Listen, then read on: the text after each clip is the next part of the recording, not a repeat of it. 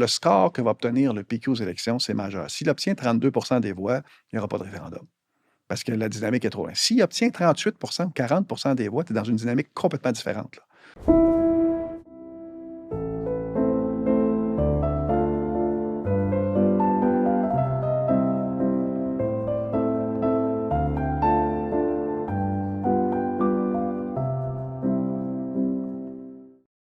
Bonjour à tous. Un mot pour remercier ceux qui nous soutiennent financièrement. C'est grâce à vous que le projet fonctionne, qu'on peut continuer d'aller de l'avant, d'approcher des gens et de se projeter à long terme dans ce projet-là. Si vous voulez nous soutenir justement, vous pouvez vous abonner de façon totalement gratuite au projet, mais vous pouvez aussi vous abonner sur Patreon, également sur YouTube. Il y a 2 options qui s'offrent à vous. Patreon, le lien est dans la description.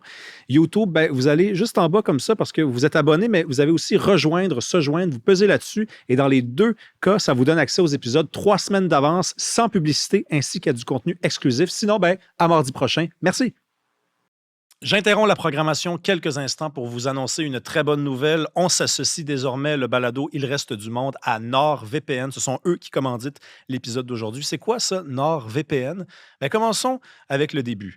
L'Internet est au cœur de nos vies, hein, et j'allais dire le Wi-Fi également, parce que quand on est à l'extérieur de chez nous, on cherche des Wi-Fi au café, à l'aéroport, dans un restaurant. Quand on le trouve, on est content, on l'a trouvé, mais est-ce que ça nous permet de naviguer de façon sécuritaire pour autant? NordVPN est là pour vous parce que NordVPN protège vos données. Ça vous permet également de voyager et de pouvoir continuer de regarder le contenu qui est localisé au Québec, hein. Ça nous est tous déjà arrivé d'être dans le sud. C'est le jour de l'an, c'est Noël. On veut regarder le bye-bye, puis c'est bloqué. NordVPN vous permet donc de protéger vos données, de ne pas vous les faire voler, et ça vous permet donc de déplacer la localisation de vos appareils. C'est disponible sur tous les appareils, c'est important de le préciser, tablettes, téléphone cellulaire, ordinateur, télévision intelligente. Vous allez avoir la même connexion, là, c'est la même vitesse. Comment ça marche? Vous allez dans la description, pesez sur le lien, et ça vous permet, si vous cliquez sur ce lien-là, d'avoir droit à 4 mois gratuits. Vous pouvez connecter 10 de vos appareils avec cet abonnement-là. Ça, c'est les appareils de toute la famille. Sinon, vous prenez 1 mois, vous payez, et si vous n'êtes pas satisfait, il vous rembourse. Allez, bon épisode. Bonjour à tous, bienvenue à un nouvel épisode d'Il reste du monde. Aujourd'hui, on discute de quelque chose qui est au cœur de nos vies. À tous les jours, on pense à ça. À tous les jours, on en entend parler. J'entends bien les sondages, et pas avec n'importe qui. Jean-Marc Léger, bonjour. Juste pour commencer, là, Léger, pour les Québécois, c'est un truc qu'on lit souvent dans les journaux. Léger a dit le sondage Léger, mais c'est plus gros que ça, Léger, là. Je pense que vous avez des bureaux un peu partout dans le monde, là. Ouais, oui, ça a pris beaucoup d'ampleur, l'entreprise, parce que les gens pensent qu'on fait du sondage politique, là. C'est 1 de mon chiffre d'affaires, le sondage politique, 99 de mes problèmes, parce que tu te fais critiquer partout, là, tu sais. La réalité, c'est ça, c'est que Léger, c'est 325 professionnels, c'est des bureaux partout en Amérique, là, aux États-Unis et au Canada, tu sais, puis on fait beaucoup plus de la recherche marketing pour les entreprises, dans le domaine de la finance, du pharmaceutique, dans le domaine du tourisme, mais le politique demeure quand même notre visibilité puis notre examen annuel. À chaque fois, dire voici ton score, voici le résultat. Mais comment ça marche? Est-ce qu'il y a des entreprises qui vous appellent, on a besoin d'informations sur tel enjeu, puis là, vous produisez cette enquête-là pour eux? Il n'y a pas peu d'enjeux au Canada où on n'est pas impliqué, d'une manière ou d'une autre. Il y a beaucoup de choses qui ne sont pas publiques, là, mais en privé, que ce soit d'un côté ou de l'autre, là, que ce soit dans le domaine de l'alimentation, que ce soit dans le domaine du politique, du social, d'une société d'État, à tout égard, là. Fait que c'est un marché qui est quand même important, hein. Nous, Léger, ce qu'on a fait au fil des années, c'est qu'on a fait 15 acquisitions. Parce que quand tu es Québécois et tu arrives à Toronto, c'est difficile. Hein, tu n'es pas perçu comme un des leurs. Puis surtout que Toronto, c'est le centre du monde. Hein, si tu ne viens pas de Toronto, tu n'es pas crédible. Fait que ça a pris du temps. Fait que moi, j'ai été par acquisition. Fait que je suis allé chercher du talent local. Fait que j'ai fait 15 acquisitions comme ça pour intégrer le talent partout au pays, là. Fait que Léger, on a de bord en bord à travers le Canada, puis on a fait la même chose aux États-Unis, là, hein. Mais c'est ça, la clé, c'est que comme sondeur, comme chef d'entreprise québécoise, il fallait aller chercher du talent local pour interpréter. C'est moi, mon métier, là, c'est de prendre ce que le monde dit, puis ensuite l'interpréter au client en disant ça veut dire quoi. T'sais. Fait que il n'y a pas grand-chose qu'on n'a pas sondé au Québec. Moi, j'ai des chiffres sur n'importe quoi. C'est pour ça, d'ailleurs, que je voulais que vous veniez, parce qu'on peut écouter les sociologues nous parler de sociologie, on peut écouter les historiens nous parler d'histoire, mais il y a une expertise qui existe en vous. Vous êtes un partisan des mathématiques, un amoureux des mathématiques. Vous connaissez le Québec sous tous ses plis. J'ai quelques idées reçues que je veux vous lancer, puis je veux vous entendre là-dessus, parce qu'on se pose beaucoup de questions au Québec sur les sondages. Est-ce qu'on réfléchit au Québec par sondage? Je penserais pas. C'est certain que le sondage a pris une place importante, mais nous, notre métier, c'est que quand j'ai créé cette entreprise-là en 86 avec mon père, là, c'est de donner une voix aux Québécois. Parce que pour leur permettre de s'exprimer à travers quelque chose. Parce que quand on est arrivé, les sondeurs, la majorité, c'était du Canada anglais, puis ils disaient n'importe quoi. Par exemple, au référendum de 80, ils avaient manipulé l'information, puis là, ils disent toutes sortes de choses pour écraser le peuple. Nous, on a dit, gars, moi, mon travail, c'est de dire tout haut ce que le monde pense tout bas. C'est comme ça. C'est pour ça que les jeux étaient créés au tout début. Ça, c'est la première. Puis la deuxième raison, c'est de travailler avec mon père. Fait que moi, c'est comme ça qu'en sortant de l'université que j'ai créé cette entreprise-là. Fait que, tu sais, au fil des années, ce qu'on cherche à faire, c'est plutôt de dire, c'est quoi votre opinion, puis être capable de la faire résonner. Par exemple, je donne l'exemple du racisme. On dit toujours que les Québécois sont racistes. Bien, la réponse, c'est l'inverse. Les Québécois sont les moins racistes du Canada en sondage. On l'exprime partout clairement. Par contre, là où il y a une difficulté, c'est la religion. Les Québécois sont les plus anti-religion. Fait que quand un immigré arrive avec une religion, c'est là qu'il y a une réaction des Québécois. Fait que c'est pas parce qu'on est anti-immigrant, c'est l'inverse, on est plus ouverts. Mais en même temps, la religion, on l'a rejetée il y a un certain nombre d'années, puis ça nous fait davantage peur. Fait que, être capable de dire tout haut ce que le monde pense tout bas, au lieu de recevoir des insultes du Canada anglais comme on a reçu pendant bien des années. Là. Ça, c'est vrai, je l'ai vu passer ce sondage-là. Ça fait quelques mois, quelques années concernant la question du racisme, puis il y a des gens qui ne veulent pas l'entendre. Là. Parce qu'on a aussi un rapport un peu étrange au sondage. On prend ce qui nous plaît, et quand ça nous déplaît, on dit c'est rien qu'un sondage. Ouais, ça a été mal fait. Marge d'erreur, échantillon, drôle de période pour le faire aussi. Notre rapport est un peu hypocrite au sondage au Québec. Bien, c'est-à-dire que le sondage, si ça exprime ce que tu penses, les gens sont d'accord. Ouais, si ça exprime l'inverse, tu dis c'est pas vrai. Je vis avec ça tout longtemps. Mais tu sais, un sondage, c'est simple. Hein, c'est de poser les bonnes questions. Ça, quand même, c'est tout un art. Aux bonnes personnes, donc il faut qu'ils soient représentatifs, puis de bien interpréter les résultats. C'est ça, un sondage, essentiellement. Fait que tout l'art du sondage, soit mes 325 employés de l'entreprise, on travaille juste pour s'assurer, là, je suis capable de poser la bonne question. Par exemple, la question sur la différence québécoise. Moi, j'ai écrit un livre là-dessus, le Code Québec. Là. Ça m'a pris 35 ans pour trouver la question où il y a le plus d'écart entre les anglophones du Canada et les francophones du Québec. Moi, je la connais. La question, elle est simple. C'est qu'est-ce qui est le plus important dans votre vie? Vivre l'instant présent ou préparer l'avenir? L'écart est 36 points avec le Canada anglais. Parce que les Québécois, ils vivent l'instant présent, ici et maintenant. Les anglophones prévoient l'avenir. Fait que ça, pour trouver cette question-là, ça a pris du temps. Là, on a vu, puis ça a un impact sur, par exemple, tu achètes un rire. Au Québec, tu ne veux pas avoir le rendement dans 30 ans, tu t'en fous. Tout ce que tu veux, c'est la déduction fiscale au moment zéro. C'est pour ça que le Fonds de solidarité est arrivé. Au Canada anglais, quand un enfant naît, la préoccupation du couple, là, à quelle université il va aller? Nous, au Québec, on n'est pas là. Comment tu t'organises pour élever l'enfant? Là, fait que tout ça, là, moi, mon métier, c'est ça, c'est de trouver, comprendre ce qui est derrière les chiffres. Là, puis, sur cette question-là, je pense même que l'implication est encore plus grande. C'est-à-dire que ça oriente notre rapport au temps long comme société aussi. Si on a la question de la souveraineté, par exemple, on va y venir tantôt parce qu'elle revient dans l'espace public, mais un peuple qui est plus porté à penser au moment présent, ben, la question de son avenir politique, c'est intimidant. Ça lui donne l'impression de se retrouver devant un précipice d'une certaine façon. C'est exactement. Est-ce que la souveraineté me permet de payer mon épicerie la semaine prochaine? C'est ça que les Québécois, c'est pas facile. Mais ça, la réponse, c'est oui. Mais c'est ça l'affaire, c'est que le peuple, j'ai ici et maintenant. Mais il y a une autre réalité aussi au Québec qui est là, c'est que les Québécois ne veulent pas prendre position. Puis ça, c'est un problème comme sondeur. Parce que tu es toujours dans la case du milieu. Par exemple, je te demande, es-tu oui, peut-être ou non? Les Québécois sont toujours peut-être, sont toujours dans la case du milieu. Ce qui n'est pas le cas pour les Français et les Américains qui sont extrêmes. Tu poses la question à un Français, il est « Ah oui », ou bien complètement non. T'sais. Nous, on est vraiment dans la case milieu. D'ailleurs, dans mes sondages, j'enlève la case milieu. J'en mets pas. Je les oblige à prendre position. Fait que la difficulté, c'est ça, c'est qu'ils ne veulent pas prendre position sur le sujet pour toutes sortes de raisons, on va en reparler plus tard. T'sais. Mais une chose est sûre, c'est qu'il faut, comme le référendum, là, en 1995, j'ai eu un référendum au Québec qui est passé à 49,4 pour le oui et 50,6.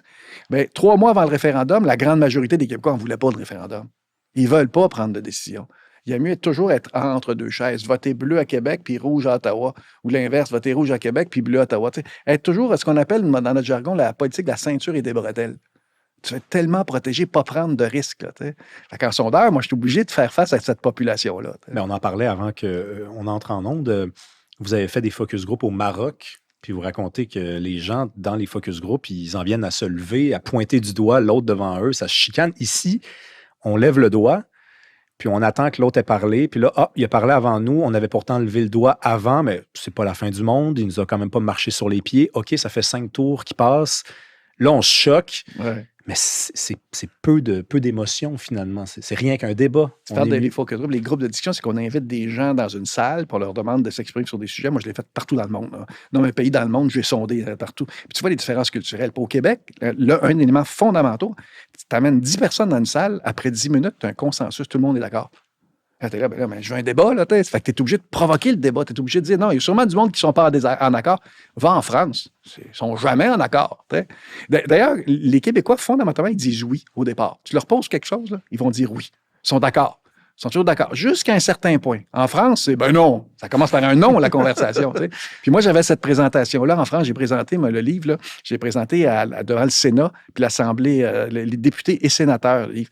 Puis là, je commence à expliquer ça. Puis il y en a un dans la salle, il dit, je suis pas d'accord. C'était exactement ce que je dis. C'était la démonstration. En France, ils commencent par un non. Au Québec, on commence par un oui, puis on veut que tout le monde s'entende. C'est des traits de caractère qu'on voit. Là, prenez-la dans l'angle que vous voulez, mais ma question est simple. Pourquoi? Pourquoi on est comme ça? Ouais. Ah non, c'est parce que c'est un peuple minoritaire, c'est un peuple qui a toujours perdu. C'est un peuple qui s'est fait taper ses doigts pendant bien longtemps. C'est la raison. On n'ose pas sortir du cadre, parce que sinon, tu te fais taper. Tu te fais taper ses doigts. Il y a aussi le fait qu'on vit dans des villages plus serrés. On se connaît tous. Fait que quand tu prends une position différente, il faut que tu l'assumes longtemps. Au Québec, je vais te donner l'exemple, il y a 3 fois plus de villes et villages qu'en Ontario. On vit dans des villages plus petits.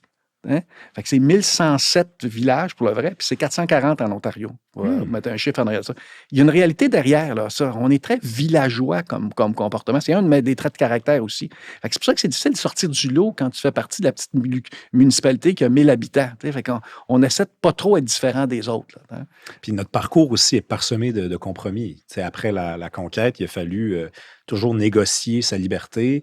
La proclamation royale nous enlève le droit d'être religieux, d'avoir une confession catholique et d'exercer une certaine forme de pouvoir. Donc, on arrête d'exprimer notre confession. Après, on nous la redonne, mais on nous dit, tu ne pourrais pas parler français après l'acte d'union au Parlement. OK, on accepte ça. C'est ça aussi. Il n'y a pas eu beaucoup de moments dans notre histoire où on s'est dit, on a le champ libre devant nous. Donc, exact. On a été pris dans un système, mais il y a aussi le fait que c'est pas juste les fautes des autres, parce que les Québécois, ce sont des victimes. C'est un des traits identitaires. Pour nous, c'est jamais de notre faute. Ça va mal, c'est le système fédéral. Ça va mal, c'est le système capitaliste. Ton enfant ne performe pas à l'école, c'est à cause du professeur. T'as aussi, c'est pas juste qu'on est bon puis les autres sont mauvais. On a un système, nous autres, de protection là, qui fait que des fois, on prend des mauvaises décisions puis on a de la difficulté à sortir du village chez nous. Mais tout ça, là, quand tu regardes les Québécois dans son ensemble, là, le facteur le plus important, c'est celui de la joie de vivre. Nous, là, ce qu'il faut, quand on fait une entrevue, il faut qu'on ait du fun. Il faut que ça rie. Ça fait partie de la réalité, ça, nous autres. Là, partout, il faut qu'on ait du plaisir. Puis la nouvelle génération, particulièrement, on en parlera peut-être tout à l'heure, la nouvelle génération, la tendance, c'est important, d'avoir du plaisir dans la vie, c'est tellement important parce que la pression sociale est forte, la pression économique est forte, la pression climatique est forte, la pression technologique est forte. Fait que nous, on a besoin d'avoir du plaisir quand on fait de quoi. Ça, c'est un autre trait de caractère. Fait qu'on a des traits qui sont positif, c'est comme la joie de vivre, le consensuel, créatif. On a de l'autre qui sont plus négatifs, là, comme on est détaché, on n'ose pas prendre position, on est victime, qui est un élément. Tu as des pros, des meilleurs, puis des choses qui sont contre. Mais fondamentalement, si je résume une phrase, là, ce que je dis souvent, c'est que les Québécois sont issus d'une culture française, vivent dans une société anglaise, puis un mode de vie américain. Fait que le 2 tiers d'entre nous sommes nord-américains, le tiers est français. On n'est pas des Français qui vivent en Amérique, on est des Nord-Américains qui parlent français. Puis ça, c'est toute notre réalité à nous autres tous les jours. Là. On se promène en France, on est un petit peu chez nous, 1 tiers. Ouais. On se promène aux États-Unis, on est un petit peu chez nous, 1 tiers. On se promène à Toronto, on est un petit peu chez nous. Fait qu'on est comme un peuple qui est différent des autres. Ah, on est arrivé à 3 tiers. Moi, j'ai déjà eu une discussion avec quelqu'un qui m'a dit je suis 1 tiers autochtone, je suis 1 tiers français, je suis 1 tiers anglais, puis je suis 1 tiers. Je dis hey, ça fait 4 tiers, ça. Là. Est-ce que les Québécois sont impulsifs? J'explique la question. Des fois, il se passe quelque chose dans l'actualité. Il y a un sondage léger, parce que ce sont les meilleurs, qui est produit quelques jours après, puis on dirait qu'on le remarque déjà dans l'humeur, dans l'opinion des Québécois que ça a changé. Est-ce que c'est quelque chose que vous avez remarqué? Bien, il y a beaucoup d'éléments dans ce que tu dis. La première chose, c'est que les sondages, il ne faut pas se cacher, ça a une influence sur l'électorat. Mais l'influence, c'est pas de créer des tendances, c'est un effet accélérateur. Fait que quand je publie un sondage, je mets les Québécois face à eux-mêmes. Le meilleur exemple, c'est Jack Layton, là, qui arrivait de nulle part, là, politicien de l'Ontario, qui est arrivé ici. Premier sondage, oh, il n'était pas connu. Deuxième sondage, devient populaire. Troisième sondage, c'est extraordinaire. Il y a un effet, comme le fait que les sondages disaient quelque chose, ça crée un effet important. Fait que c'est ça l'effet direct des sondages. Fait que les gens réagissent aux sondages parce que ça dit trop ce qu'ils pensent. Ça, c'est mon premier volet. L'autre volet, c'est l'impulsivité. Les Québécois sont plutôt apathiques, sauf quand on les attaque. Là, c'est l'inverse. On est des gens qui réagissent très fort. En politique, prenez l'échec du lac Meach. Là. Tout le monde s'en fout au Québec qu'on soit une société distincte. Franchement, là, ils s'en foutent. Quand les Anglais nous ont dit qu'on n'était pas une société distincte, là, c'était une dizaine de milliers de personnes dans les rues. Là, c'est une réaction face au Canada anglais. Fait que c'est toujours comme ça, ils sont en réaction face à quelque chose. Il faut qu'ils soient provoqués pour qu'ils réagissent comme peuple. Oui, puis moi, j'ai un exemple que je peux raconter. Là. Mon père s'est présenté à l'élection de 2021 pour le Bloc. Puis à l'époque, je n'avais pas de carrière, donc je l'avais aidé à distribuer des dépliants puis à Trois-Rivières. Puis j'arrêtais les gens dans la rue, bonjour, pour René Villemur pour le Bloc. Puis là, les gens, ils s'en allaient vers l'élection d'un député conservateur jusqu'à ce qu'il y ait le débat en anglais. Ouais. On se rappelle la modératrice qui pose une question teintée d'idéologie à Yves-François Blanchet. Elle lui demande d'expliquer pourquoi il soutient la loi 21, qui est une loi discriminatoire. C'est quand même une modératrice. Pourquoi tu es raciste? Pourquoi tu es raciste, en gros? Et là, Yves-François Blanchet répond du tac au tac, ça n'est pas une loi discriminatoire. Elle a été votée par l'Assemblée nationale. Le lendemain, je retourne avec mes dépliants dans les rues de Trois-Rivières et les gens me disaient, va voter pour le Bloc, moi. Ouais. Modératrice en anglais, Radio-Canada. Ouais. Il y avait quelque chose qui s'était comme ça éveillé. Il y a un des nôtres qui avait été attaqué. Ouais. Puis il y a une réaction à ça qui était forte. Puis là, à partir de là, parce que le Bloc s'en allait nulle part dans cette élection-là. Puis à partir de ce moment-là, tout est coup, puis le Bloc est remonté. Là, fait que c'est un peuple, il ne faut pas que tu réveilles. Parce que si tu les réveilles, la réaction est forte et émotive et latine. Est-ce que ça se peut trop de sondages? C'est-à-dire une société qui se bute à beaucoup de sondages. Il y a pas de. Je sais, par exemple, que vous allez me corriger si je me trompe, mais qu'en France, on n'a pas le droit de produire un sondage dans la dernière semaine avant l'élection, chose qui n'existe pas ici, un sondage la veille, si je pense, ou 2 jours avant. Ça se peut-tu, ça, trop de sondages? La loi au Québec, tu ne publies pas le jour de l'élection. C'est ça, la loi en France, c'est une semaine avant. Le problème qu'il y a, c'est que les sondages sont publiés en Belgique, en Suisse, un peu partout. Fait que les gens ont accès quand même à un sondage. Fait que c'est un peu ridicule, là, mais c'est là. Il y a beaucoup trop de sondages. Puis beaucoup trop de sondages insignifiants, des sondages qui sont mal foutus. Moi, je le vois à toutes les élections. Nous, là, notre politique, vous le voyez, on sonde une fois par mois. On publie une fois par mois parce qu'on a besoin pas juste de voir la photo de l'événement, mais de voir le film de l'événement. Fait que le sondage, le chiffre n'est pas nécessairement important, mais l'évolution du sondage est important. Mais c'est la cacophonie d'une campagne électorale.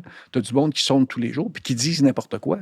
Puis après, à la fin, il y a toujours l'effet, ce qu'on appelle le herding effect, l'effet de troupeau. Tu sais, quand Léger, Ipsos puis Angus Rees publient, tous les autres, à la fin, nous copient. Vous regarderez les moi, je suis tellement habitué à ça tout le long de la campagne. Moi, mon sondage est clair comme ça, puis il y a des sondeurs qui disent les conservateurs sont nettement en avance, ou l'NPD a monté. Je dis non, c'est pas ça que voit le sondage. Tout d'un coup, à la fin du sondage, il se rallie sur nous autres. Fait que oui, il y a trop de sondages, mais surtout trop d'incompétents. Il y a un truc, moi, qui m'a toujours intrigué. Je suis vraiment content, je vais pouvoir vous le demander. Des fois, par exemple, prenons la course à la chefferie au Parti libéral. Il y a quelques mois, là, celle qui a vu Pablo Rodriguez l'emporter. On mettait des candidats potentiel dans les sondages. Je voyais le nom de Sophie Brochu, par exemple, passer. Ouais. Je me disais, qui a décidé de mettre Sophie Brochu dans le sondage? Est-ce qu'il y a des Québécois qui l'ont demandé? Est-ce que ça vient d'en bas? Ça vient-tu d'en haut? Et là, finalement, on regarde le sondage, puis là, Sophie Brochu, l'ancienne dirigeante d'Hydro-Québec, se ramasse avec un 4-5 %. Puis là, tu te dis, c'est-tu un vrai 4-5 % ou c'est parce que Sophie Brochu est dans la liste puis elle va ramasser du point de pourcentage, veut pas? Mais ça, c'est une bonne question parce qu'à chaque fois qu'on pose une question, on sait que ça a une influence. Il faut faire attention. Quand on choisit, par exemple, nous, c'est qu'il faut que la personne ait dit qu'elle y va ou qu'elle pense y aller. Hein? À partir de là, c'est là qu'il y a un tri qui se fait. Là.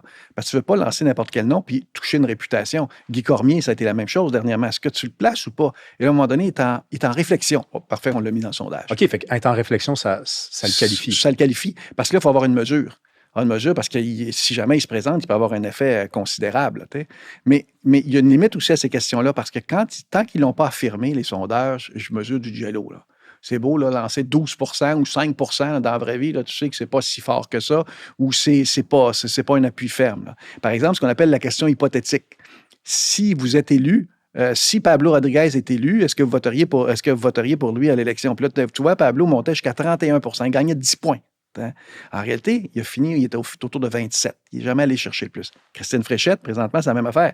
Les sondages la favorisent, mais on surévalue un peu la réalité avec des questions hypothétiques. Là, mais d'ailleurs, Pablo, je me rappelle très bien, là, pour avoir reçu Charles Milliard ici au Balado, avant la fin de la première course à la chefferie, Charles Milliard tirait de l'arrière. Ouais. Parce que dans les sondages, on disait qui ferait le meilleur premier ministre et on posait la question aux Québécois. On ne la posait même pas aux membres du Parti libéral. Donc, d'une certaine façon, c'est comme si le sondage avait influencé le résultat de la course à la chefferie parce que les membres se disaient, ben là, les Québécois aiment plus Pablo. Nous autres, on est 15 000, mais on est mieux de regarder ce que 9 millions de personnes sondées avec un échantillon représentatif, eux veulent. Oui, mais là-dessus, c'est parce qu'il y a 3 niveaux. Les Québécois, c'est pas important. Les électeurs libéraux, c'est intéressant, mais insuffisant, parce que c'est les membres qui votent. Le sondage, lui, dans le fond, il mesure les électeurs libéraux. Oui. Mais il influence la décision des membres. Oui, mais il influence surtout le fait, est-ce que la personne peut gagner l'élection ou pas? Parce qu'au Québec, souvent, on veut gagner l'élection. On veut voter du bon bord, là, pour une expression. Là, fait qu'on voit qu'il peut avoir un effet dans une campagne, mais un bon candidat va avoir cet effet-là. Christine Fréchette a fait un excellent début de campagne. Là, ça a plus de discuter dans le deuxième bout de la campagne. Là. Elle a fait un excellent début de campagne. Puis tu vois le reflet dans le sondage. C'est rare que les électeurs puis les membres, c'est très différent. Poilievre a gagné avec 87 % là. Auprès des membres, auprès des électeurs, il y avait 90 % d'appui. Fait que, il y a une relation. Mais le sondage, là, ça a quand même une limite parce que plusieurs prennent ça comme étant une fin en soi. Je dirais souvent, c'est que les sondages sont fiables, mais les électeurs ne le sont pas. Ben oui. Les électeurs changent vite d'opinion. Oui. Fait qu'on met un chiffre comme si c'était final, mais en réalité, derrière ce chiffre de 70 %, c'est chaque électeur a une raison pourquoi il vote pour, pourquoi il vote contre, puis ainsi de suite. Fait que, c'est très humain derrière ça. Là, Qu'est-ce qu'on aime comme personnalité politique au Québec? Puis là, il faut que je sois prudent parce qu'on enregistre début février, puis je pense que l'épisode va sortir au mois de mars, peut-être même fin mars. Mais prenons quand même la course à la chefferie à la CAQ qui ne sera pas terminée. Moi, il y a quelque chose qui me dépasse. Bernard Drinville est connu, par exemple, très connu. Il s'est déjà trompé, il a déjà eu l'air fou, mais il est très connu. Il ressemble un peu au style un peu paternaliste à la François Legault. Ce style-là, les Québécois sont tombés sous le charme il y a quelques années. Et on a une Christine Fréchette très discrète, j'oserais même dire presque méconnue. Et pourtant, les Québécois, dans les derniers sondages, sont beaucoup plus fans de cette personne-là. Est-ce qu'on aime les gens qui ne disent à peu près rien et donc qui ne se trompent pas? Est-ce qu'on ne pardonne pas l'erreur lorsqu'elle survient? Vous en avez fait des sondages pendant des années. Moi, je dirais plutôt que les Québécois aiment la nouveauté. La nouveauté. Quand tu es connu, puis tu fais 20 ans d'être en politique, là, les gens ont plus de réserve parce que c'est plus difficile de faire une première impression. Là, puis ça, c'est particulier au Québec. À chaque élection, les Québécois tombent en amour avec quelqu'un. Au Canada anglais, c'est pas ça. On vote pour un parti libéral, vote pour conservateur. C'est plus difficile de changer d'un parti à l'autre. Ici, au Québec, là, par exemple, au Canada anglais, quand mes sondages bougent de 2 %, c'est l'hystérie collective. Là. Je suis dans les tribunes partout. Pourquoi ça a monté de 2 %? Ici, ça bouge de 15 %. T'as une saute d'humeur. On est fâché. Fait que, les variations ici au Québec, c'est au Québec pour nous qui est le plus difficile à mesurer, même si je suis québécois, parce qu'il y a des variations tellement fortes. D'ailleurs, à la dernière élection, là, il y a 10 % des électeurs qui ont fait leur choix final dans l'isoloir.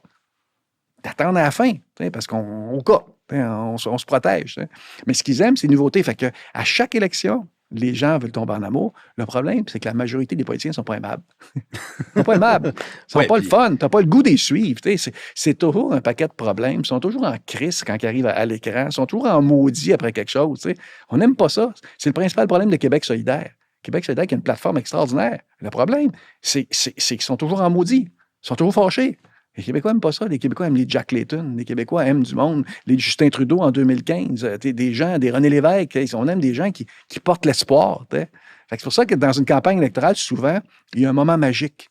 Le prochain chef de la CAQ, là, quand il va devenir premier ministre, là, il va marquer des points. Parce qu'il a gagné. Les Québécois, d'abord, veulent un gagnant.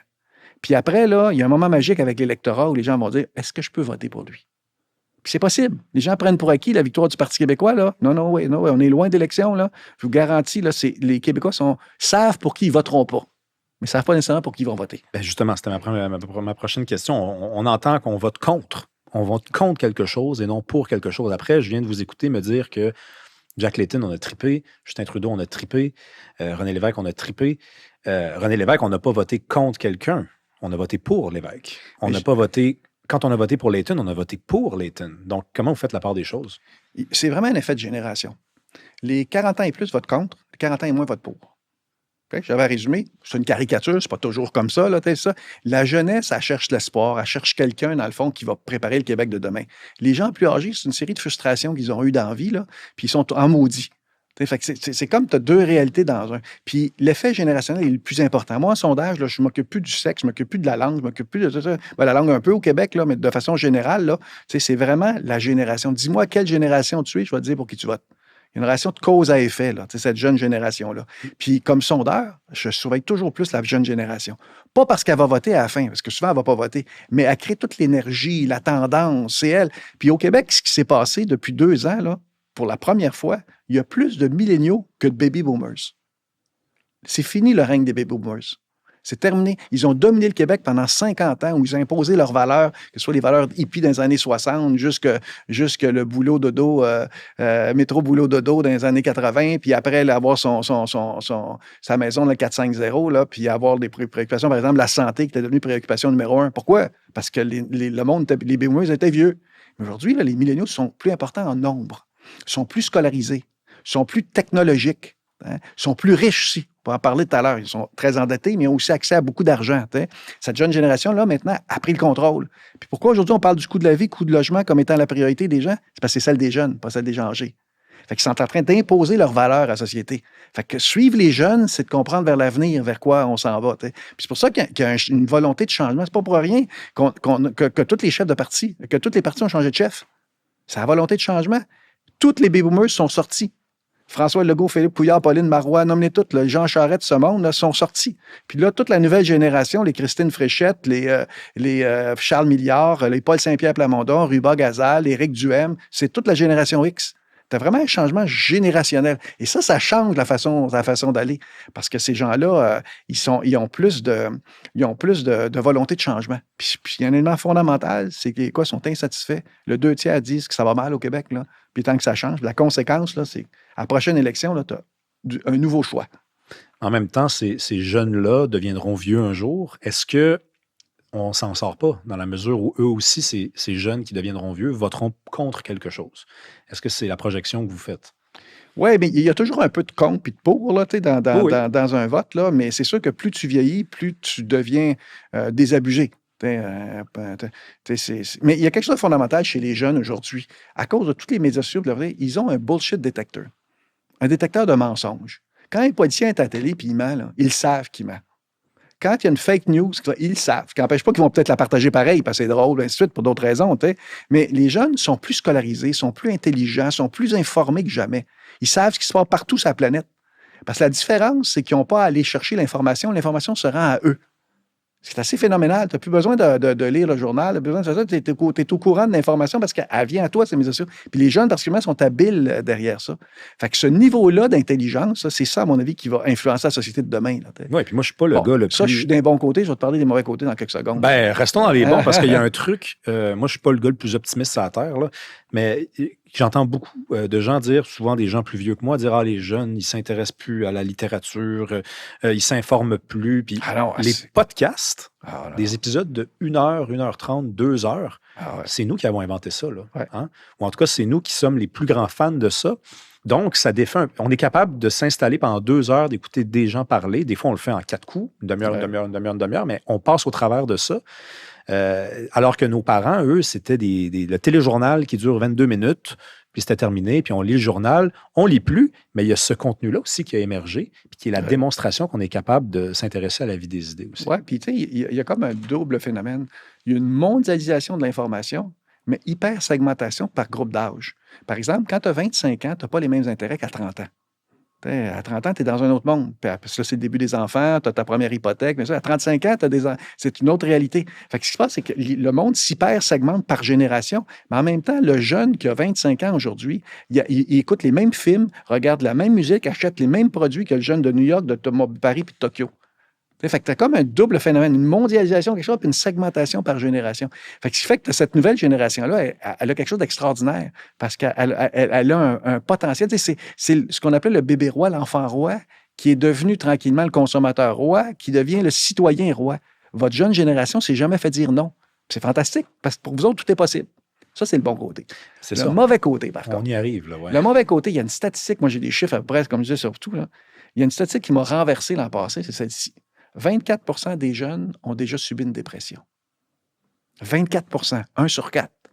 C'est un taux qui a augmenté de façon considérable, puis il y a une année clé où toutes les données, le nombre de suicides, l'information sur le nombre de personnes qui sont mutilées, le nombre de toutes les données négatives, comme quoi ça ne va pas bien dans ta vie, problèmes de santé mentale, tout ça, c'est à partir de 2010.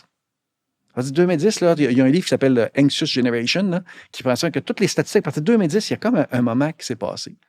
Pourquoi? 2010. Bon, alors 2008, il y a une crise économique. 2010, là, on parle des jeunes aux... C'est les médias sociaux. Les médias sociaux. Facebook a été créé en 2004. Puis après, toutes les autres, les Twitter, les Instagram, les TikTok, là, c'est tout 2008, 2010, 2012. Là. Tout ça, là, les médias sociaux ont fait qu'on a une génération qui est anxieuse, une génération qui est dépressive. T'sais. Et ça, là, parce que vous êtes la première génération à vivre dans ce monde-là des médias sociaux, parce que vous n'avez pas d'armes. Comment on fait pour gérer ça? Tu lances quelque chose, tu sauras le nombre de likes que tu as. Comme si c'est important que tu as 12 likes ou tu en as 42. T'sais. Tu vis dans ce monde-là toujours où il faut que tu plaises. Là, où tu essaies de montrer que ta vie est extraordinaire aux autres, puis ta vie n'est jamais aussi extraordinaire que ce que tu vois dans les médias sociaux. Fait que ça a tout un impact sur cette génération-là aujourd'hui qui ne se sent pas. Fait que d'un côté, tu as tout le potentiel, la volonté, mais de l'autre côté, tu as une fragilité mentale qui est là parce que, écoute, tu as accès à 14 ans. Un jeune aujourd'hui à 18 ans, il y avait 1 million de meurtres dans sa vie. 1 million de meurtres, soit des films, des vidéos. 1 million. Ça fait quoi sur le cerveau, ça? Hein? Fait que c'est ça que vous êtes en train d'apprivoiser. La sexualité, la violence, tout ça. Tu vis dans ce monde-là. Tu sais, une vidéo aujourd'hui que tu regardes, que tu accroches parce qu'il est violent, il est en train de casser la gueule à quelqu'un. Ah, c'est drôle. Oui, mais OK, une fois. Mais quand ça fait 10 000 fois que tu envoies, qu'est-ce que ça fait dans ton cerveau? C'est vrai, ça. Fait que ça fait une société qui est fragile à cause de ça. Elle est extraordinaire, puis elle est fragile en même temps. On ne sait pas trop ce qui va arriver de ça. T'sais. Puis le danger, le péril en la demeure, c'est qu'on parlait tantôt du profil du Québécois, puis on avait un côté victimaire, on l'a dit tantôt, qui nous vient peut-être de notre obédience catholique. Là. Je vous ai déjà lu dire ça.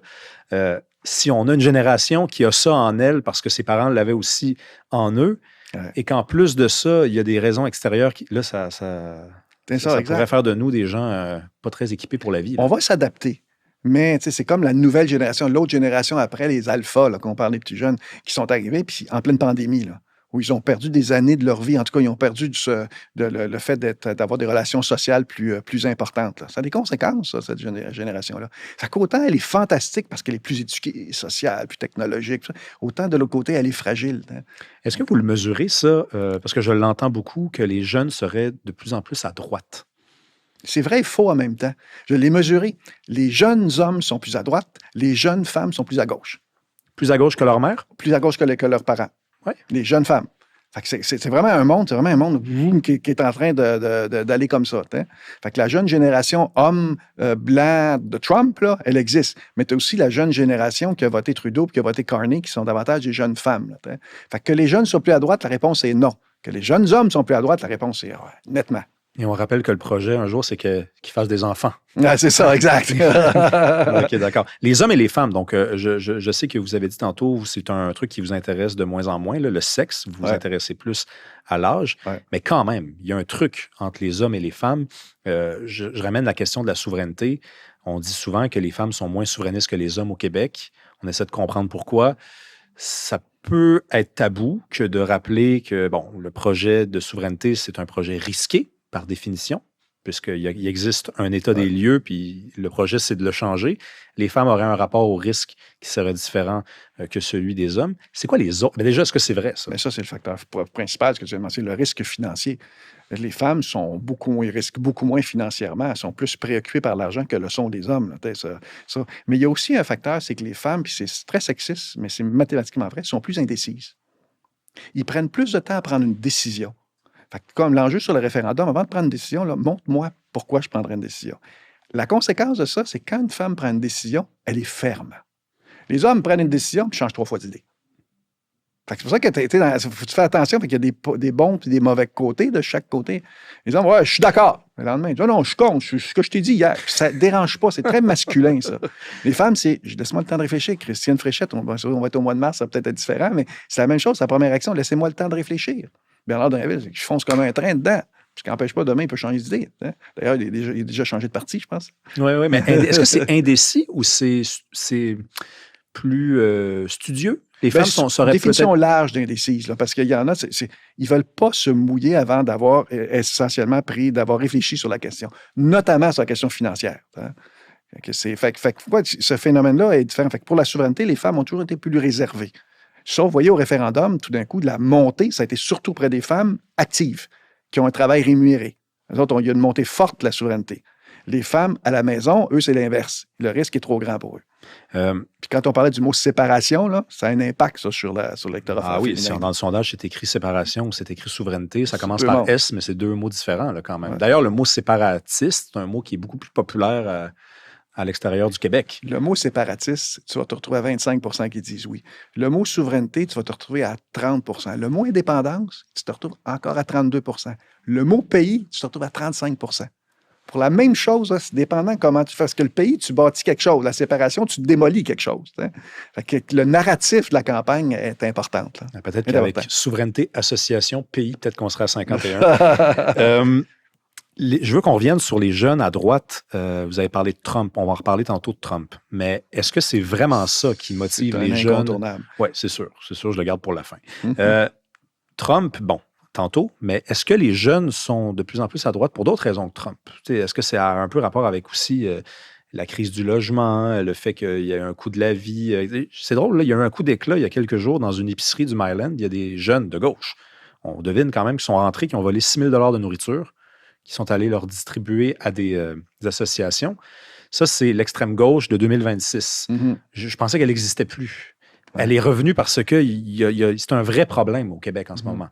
Le fait que ça coûte de plus en plus cher de vivre. Est-ce qu'il y a ça aussi dans le vent de changement des jeunes vers la droite? On oublie Trump, là. Bien, le premier niveau, c'est le système, pour eux, les a laissés tomber. Ça, c'est une contestation du système fondamental. Le deuxième aussi, c'est que l'homme a de la difficulté à trouver sa place dans la société. Que ce soit sur les bancs de l'université, que ce soit dans la société, les hommes ont de la difficulté de trouver leur place. Il y a un problème pour le masculin directement dans la société. Fait que, il y a un double phénomène de frustration de cette jeune génération-là qui ne trouve pas sa place. Là, et ça, on le voit dans ce vote-là, puis c'est Trump qui l'a récupéré. Mais Trump, là, il y en a toujours eu des fous en politique américaine, mais jamais avec 50 % d'appui. C'est ça la différence. C'est que Trump, c'est pas la cause, c'est la conséquence. Fait que oui, il fait des niaiseries à tous les jours. Là, on se lève le matin, on se dit, bon, c'est quoi la niaiserie du jour? Aujourd'hui, je ne sais pas si vous avez vu la vidéo raciste sur Obama. Là, au mois de mars, on va peut-être en reparler encore. Là, où tu vois Obama, les faces de Michelle Obama, Barack Obama, avec des singes autour. Il met la face d'Obama sur des singes. Écoute, c'est hyper raciste. C'est lui qui a diffusé ça. Il a diffusé ça aujourd'hui pour qu'on oublie peut-être les dossiers Epstein aujourd'hui. Là. Fait que c'est sans arrêt. À tous les jours, il repousse la limite. Là. Mais lui, c'est un individu un peu particulier, là, extrême. Mais il y a tout un mouvement derrière qui est là aussi, qui le soutient. Mais les Américains, fondamentalement, ils préfèrent un leader fort qui se trompe à un faible qui a raison. Trompe. OK, ouais, mais parlons-en d'abord de Trump. Je sais que c'est incontournable. Mais restons quand même au Québec, parce que moi, mon inquiétude, et je l'exprime le plus souvent que je le peux, je trouve que le grand drame avec Trump, c'est, du point de vue québécois, pas tellement ce qu'il fait aux États-Unis que ce qu'il nous fait à nous. Ouais. Une petite nation comme le Québec n'a pas le luxe, à mon avis, de se permettre un Trump, de se permettre une telle évasion. On ne pense qu'à lui, il occupe l'avant-scène, il pète, on le sait. Il donne une entrevue à tel endroit sur tel sujet. On est là quand même avec une caméra pour attendre la niaiserie qu'il va dire. Pendant ce temps-là, il y a notre condition à nous qui reste la même. Il y a un pays qui reste à faire et il y a moins de temps d'antenne qui est consacré à cet enjeu-là. Vous êtes sondeur. Vous les connaissez, les Québécois. Ils ont changé avec Trump. Est-ce que vous l'avez mesuré, ça? Ben, c'est-à-dire, c'est parce que tu t'habitues à toutes les stupidités qu'il lance tous les jours. Hein. C'est comme à tous les jours, il repousse les limites parce qu'il cherche à faire la nouvelle tous les jours. Fait que il va chercher, dans le fond, il absorbe toute l'information politique là, qui est là. Mais quand on intervient, par exemple, moi, sur les médias sociaux, on intervient sur Trump, les gens nous répondent « Non, on s'occupe du Québec, c'est pas important ce qu'il fait. » Non, cet homme-là a un impact quotidien sur tout ce qu'on a ici au Canada. Il s'attaque au Canada. Et le pire, c'est qu'il risque d'être du côté de l'indépendance plutôt que l'inverse, parce que lui, disloquer le Canada, ça fait son affaire. D'ailleurs, son mouvement MAGA est très proche du mouvement albertain qui est sur l'indépendance. Là, fait il est toujours imprévisible comme individu. Là, fait que ça influence sur notre manière de vivre, ça influence sur ce qu'on achète à l'épicerie. Il y a une influence tellement sur tout le monde. Le seul avantage, c'est qu'il ne sera pas là longtemps. Hein, fait que c'est une période que tu as passée. Par exemple, moi, si j'étais autour de M. Carney, je parlais de la stratégie canadienne, c'est de passer les élections de mi-mandat. C'est le lendemain que ça va se décider. Avant, là, tu laisses passer la tempête, elle est là, la tempête. T'sais. Puis surtout de ne pas être dans l'œil du cyclone, de ne pas être dans le focus de Donald Trump. Là, mais vous y pensez qu'il ne sera pas là encore longtemps? Parce que le sous-entendu de la question, c'est... Je ne parle pas d'élection, je parle de son âge. Parce que lui, il va tout faire. Là. Entre aujourd'hui et les élections de mi-mandat, je vous garantis qu'il y a une crise qui s'en vient, qui va être provoquée pour lever le nationalisme américain, qu'est-ce que ce soit une guerre.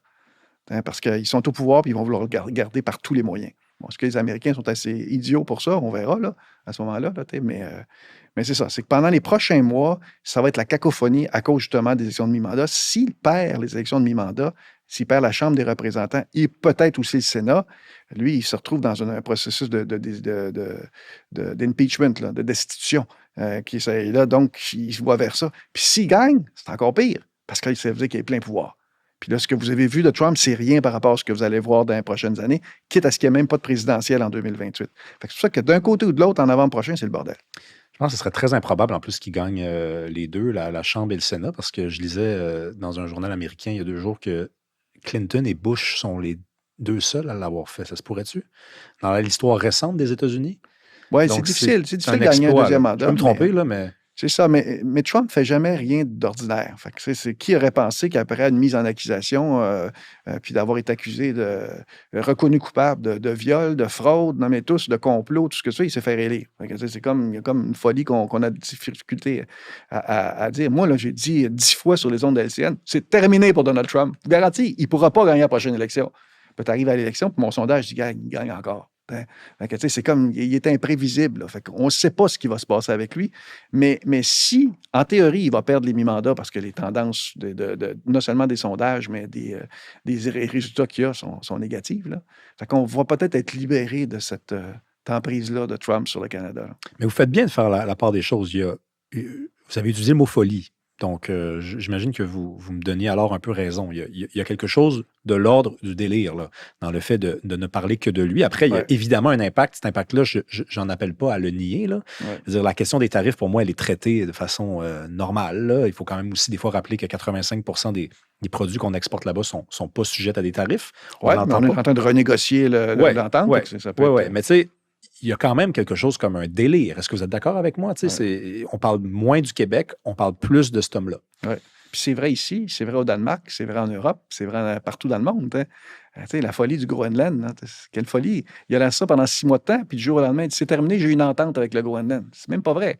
Puis là, il passe à un autre sujet. C'est ce qu'on appelle du délire. Ouais. Mais est-ce qu'on s'ennuie? Est-ce que c'est ça aussi parce que les Québécois, c'est un peuple tranquille? Les choses bougent, mais pas tant que ça. J'ai appris, par contre, me l'avait appris tantôt, qu'on aimait, on était plus difficile à suivre que nos voisins au Canada anglais. Je les aurais cru aussi, je nous aurais cru aussi plate qu'eux, finalement, sur cette question-là.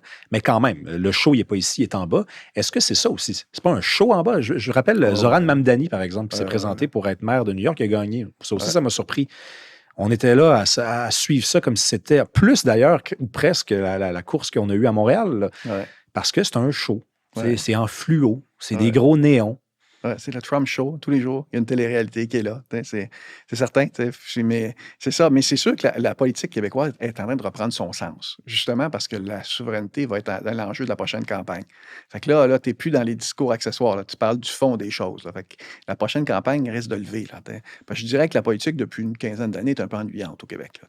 Là, vous arrivez dans un nouveau cycle, des nouveaux chefs, une nouvelle approche. Puis surtout que là, vous êtes à 5 partis. Après l'élection, on risque d'être à 3 partis. Là, Il y a des partis qui peuvent être éradiqués à la prochaine élection. Fait que ça change la dynamique. Là, ça fait 20 ans là, que le Québec se divise en plusieurs. Là, de plus en plus, il y a des coalitions qui sont en train de se créer. Là, fait que c'est ça.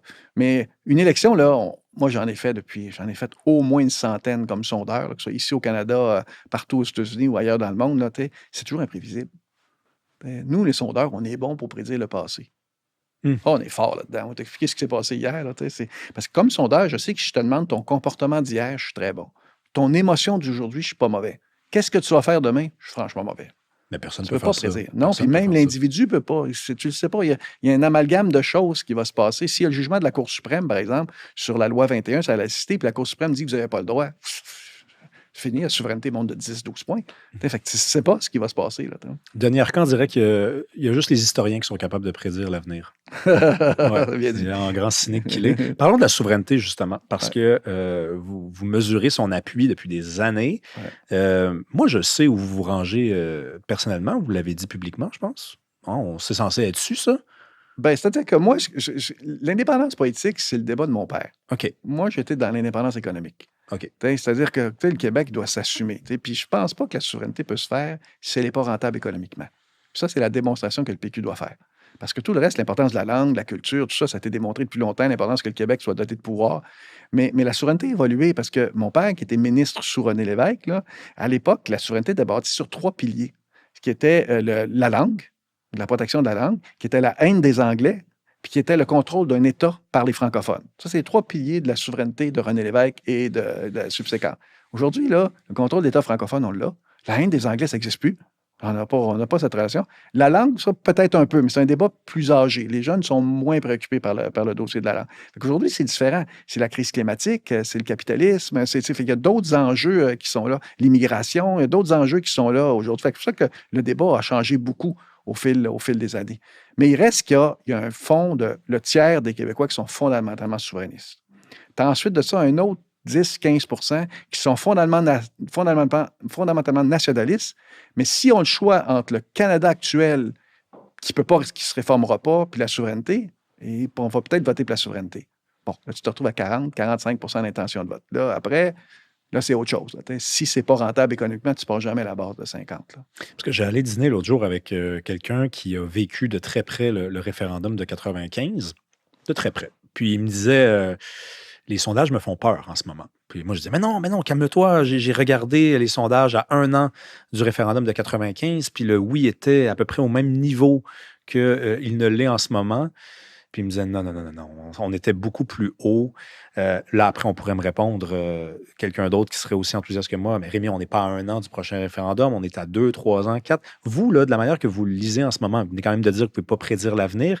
Est-ce que le oui est dans une position, sans dire favorable, parce que la réponse c'est non, mais est-ce que ce 30 %-là, 32, il est capable de bouger un peu? Il est monté jusqu'à combien dans les 10-15 dernières années? Là? Jusqu'à 42 42 42 dépendant. Durant le scandale des commandites, tu es monté au-dessus de 50 là, il y a des événements extérieurs qui ont de l'impact.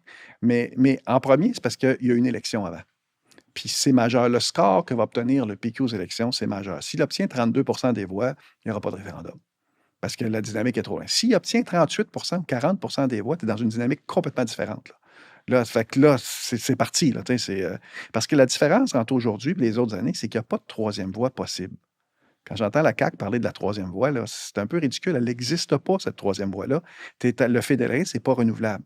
D'ailleurs, la CAQ avait publié son document sur le nationalisme québécois juste avant la campagne de 2015, où il y avait une vingtaine de propositions. Là-dessus, 17 sur 20 ont été un échec. La seule chose, c'est la loi sur la laïcité, c'est deux, trois petits éléments, l'écart de richesse avec l'Ontario. Mis à part ça, tout ce qu'ils ont proposé sur les réformes d'État, ça a été non. Trudeau a dit non en 24 heures. Je ne sais pas si vous vous rappelez, il a dit non. Il a dit, on veut plus de pouvoir en immigration. Il dit non, terminé, le débat est terminé. Il n'y a pas de troisième. Ça change une dynamique. C'est soit que tu acceptes le Canada actuel et tu signes la Constitution, ou tu bâtis un pays.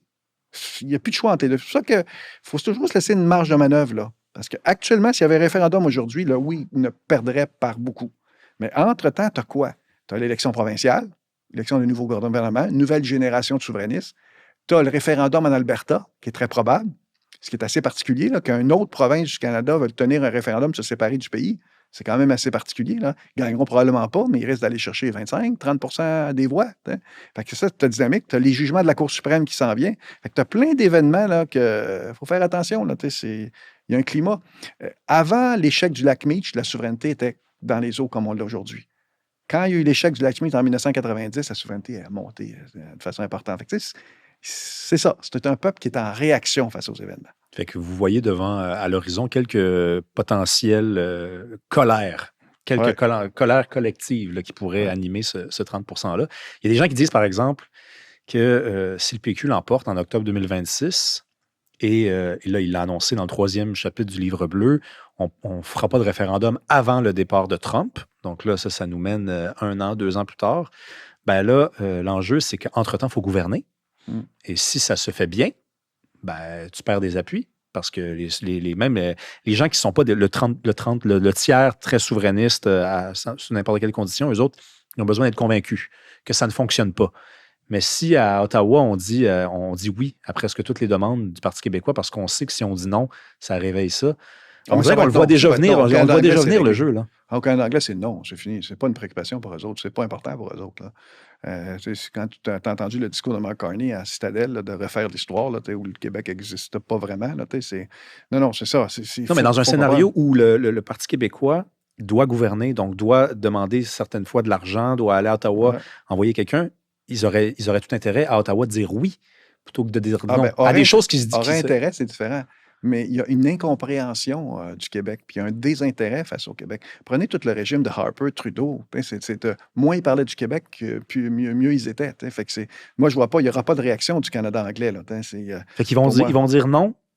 Ils vont faire comme Pauline Marois qui est arrivée en 2012. Là, ils vont ignorer complètement le Québec. Elle est arrivée en disant tu es élu, elle est première ministre, peut-être qu'il y a une dynamique qui est là. Il n'y a pas de possibilité. Puis les Québécois se font une illusion. La troisième voie n'existe pas. Il y a 2 choix. On aime le Canada, on reste. On n'aime pas le Canada, qu'est-ce qu'il y a un pays? Il y a 2 choix. Fait que c'est pour ça que la dynamique n'est pas écrite. L'histoire n'est pas écrite. Essentiellement, comme sondeur, l'histoire n'est pas écrite. Parce qu'il y a comme un chapitre qui n'est pas terminé. Là. Parce qu'on dit que souvent que le Québec a dit non 2 fois à souveraineté. Mais ce qu'on oublie, c'est qu'on a dit 2 fois non au Canada aussi. En 92, il y a eu un référendum sur le référendum du Canada. Les Québécois ont dit non. En 82, il y a eu la Constitution canadienne, puis le Québec a dit non aussi. Fait que je dis souvent que les Québécois savent ce qu'ils ne veulent pas, mais ils ne savent pas ce qu'ils veulent. Le grand drame, peut-être. D'ailleurs, il y a des référendums. Il y a eu 5 référendums dans l'histoire du Québec. Je ne sais pas si tu sais ça. À chaque fois, le Québec a dit non. Fait que 95, 92, Charlottetown, 80, sur la Constitution, c'est pas sa question, sur la conscription, dans les années 40, qui a dit non. La seule fois qu'il a dit oui, c'est quand on voulait éliminer la prohibition pour permettre de la bière. Fait que moi, ma question idéale, c'est voulez-vous que le Québec soit un pays et vous avez le droit à une caisse de bière? Ça passe à la majorité, ça. Je veux qu'on termine, Jean-Marc Léger, sur la question du plaisir, de la joie. On veut avoir du fun au Québec. C'est-tu un vrai fun, par contre? C'est-tu un fun triste ou c'est un vrai fun? Moi, je pense que c'est un vrai fun. On oublie plein de choses dans l'instant présent. Là, d'ailleurs, la jeune génération, j'ai une présentation, je termine en conclusion. La jeune génération, ce qu'elle veut, c'est du fun, la foi, puis du fric. C'est d'abord avoir du plaisir, vivre des expériences. Par exemple, avoir de l'argent, c'est important pour les jeunes aujourd'hui, contrairement à l'époque. Il y a un sondage qui a pris les baby boomers quand ils avaient 20 ans. C'est important de faire de l'argent, c'était 45 % qui disaient oui. La génération X, quand elle avait 20 ans, elle était interrogée, est-ce que c'est important l'argent? 55 %. Aujourd'hui, les milléniaux, quand ils avaient 20 ans, parce qu'aujourd'hui, ils ont 35-40, mais quand ils avaient 20 ans, 75 % disent que l'argent est important. Mais la différence entre le Québec et le reste du Canada, c'est que nous, on veut faire de l'argent pour vivre des expériences. L'argent est un accessoire. Au Canada anglais, l'argent est une fin en soi. Avoir dans son compte de banque, dans ses REER, être protégé pour l'avenir, là, c'est ça la jouissance de quelqu'un au Canada anglais. Fait que la jeune génération, c'est le fun, la foi parce qu'elle doit croire, puis l'argent, le fric. Ça, c'est vers ça que le Québec s'en va. Là. Bon, vous venez de m'apprendre que je suis un Anglais. Parce que moi, je mets ça dans un REER, puis c'est ça mon plaisir, c'est de le voir grandir. Merci beaucoup, Jean-Marc Léger. C'était vraiment très intéressant. Merci à vous d'avoir été là. Si vous aimez ce qu'on fait, il y a plusieurs façons de nous soutenir. Vous pouvez vous abonner, c'est gratuit. Vous pouvez commenter, partager. Le bouche à oreille, ça marche encore en 2026. Si vous voulez nous aider financièrement, il y a 2 façons de le faire. Il y a Patreon, le lien dans la description. Ça va vous permettre d'écouter les épisodes 3 semaines d'avance sans publicité. Vous allez avoir accès à du contenu exclusif pendant 3 mois également.